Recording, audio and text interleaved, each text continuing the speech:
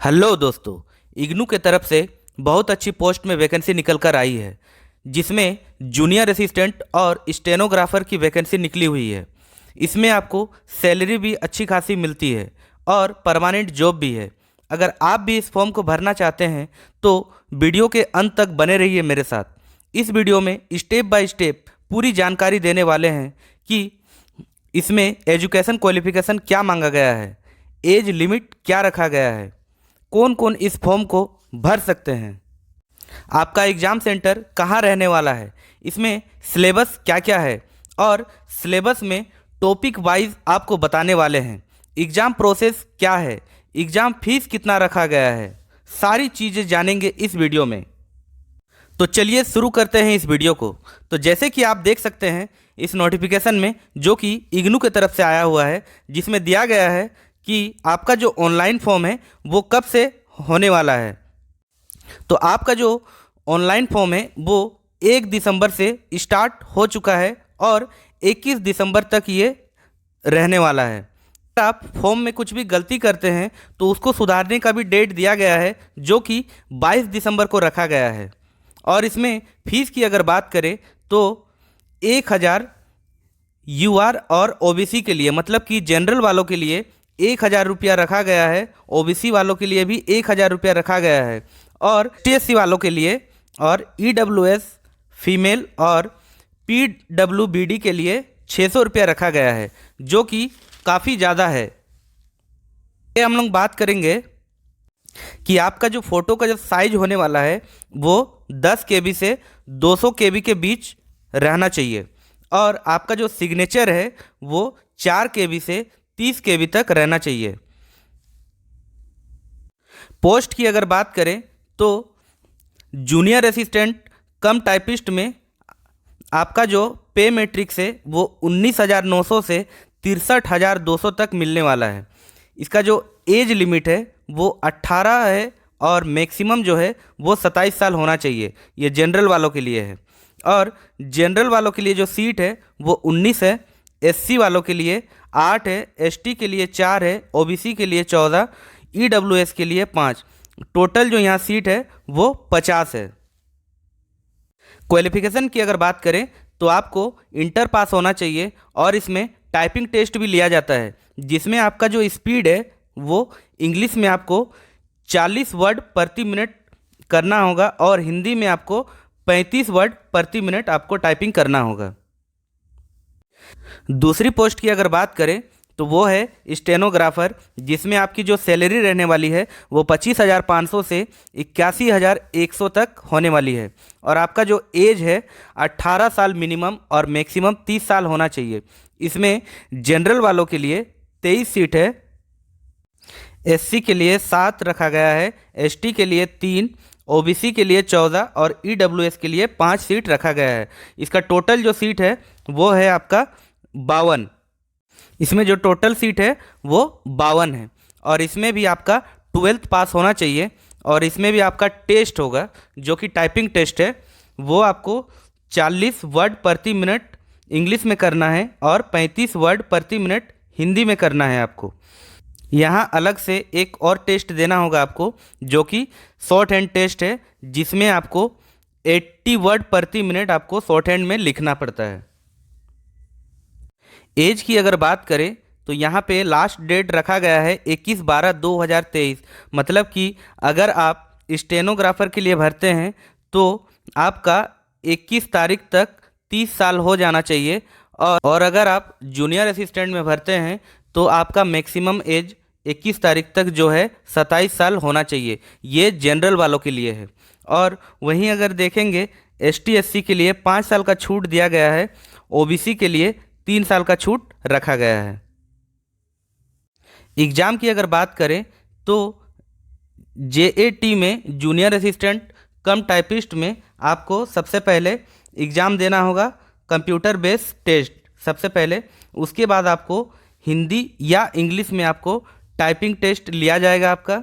वहीं अगर स्टेनोग्राफर की बात करें तो सबसे पहले तो इसमें कंप्यूटर बेस्ड टेस्ट लिया जाएगा, फिर उसके बाद टाइपिंग टेस्ट लिया जाएगा, और थर्ड में शॉर्ट हैंड टेस्ट आपसे लिया जाएगा। तो इसमें टीयर 1 और टीयर 2 आपका एग्ज़ाम होने वाला है, जिसमें टीयर 1 में जो सेक्शन है उसको 5 भागों में बांटा गया है। तो सेक्शन 1 में आपका मैथ पूछा जाएगा 30 मार्क्स के लिए, रीजनिंग भी 30 मार्क्स के लिए, हिंदी या इंग्लिश लैंग्वेज में आपको जो कॉम्प्रिहेंशन दिया गया है वो हिंदी या इंग्लिश में 30 मार्क्स का मिलने वाला है। जनरल अवेयरनेस में भी आपको 30 मार्क्स का क्वेश्चन पूछा जाएगा।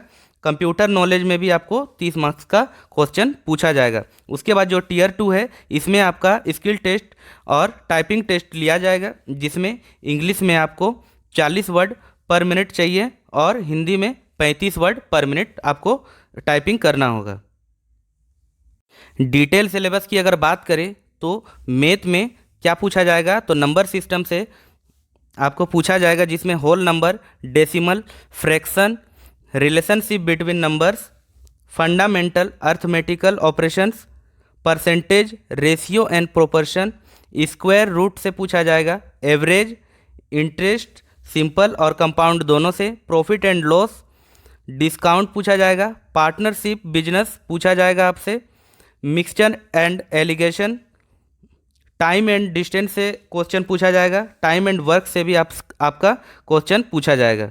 वहीं अगर एलजेब्रा की बात करें, जिसमें बेसिक एलजेब्रिक आपको पूछा जाएगा, ज्योमेट्री से आपका क्वेश्चन पूछा जाने वाला है, मेंसुरेशन से पूछा जाएगा, ट्रिगोनोमेट्री से पूछा जाएगा, जिसमें आपका 10th लेवल पे आपका क्वेश्चन रहने वाला है, जिसमें जैसे कि यहाँ पे दिया गया है sine 2 theta plus cos 2 theta equals to 1, इसी तरह से आपसे ट्रिगोनोमेट्री का क्वेश्चन पूछा जाने वाला है।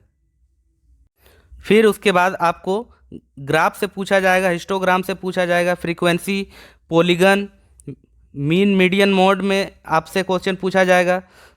ये सारा कुछ आप देख सकते हैं यहाँ पे। वहीं रीजनिंग की अगर बात करें, जिसमें वर्बल और नॉन वर्बल टाइप से क्वेश्चन पूछे जाएंगे, जिसमें आपका जो क्वेश्चन रहने वाला है वो analogy, symbolic, operation symbolic, number analogy, trends, फिर फिगर के लिए फिगर का क्वेश्चन आपसे पूछा जाएगा, फिर सीरीज, ये सारा कुछ आप देख सकते हैं। कोडिंग डिकोडिंग से आपसे पूछा जाएगा क्वेश्चन। उसके बाद हिंदी और इंग्लिश की अगर बात करें तो ये सारा जो दिया गया है टॉपिक्स, इससे सवाल आने वाले हैं और इंग्लिश में भी सारा कुछ आने वाले हैं। तो आप अपने हिसाब से इसको देख सकते हैं और इस हिसाब से आप तैयारी कर सकते हैं।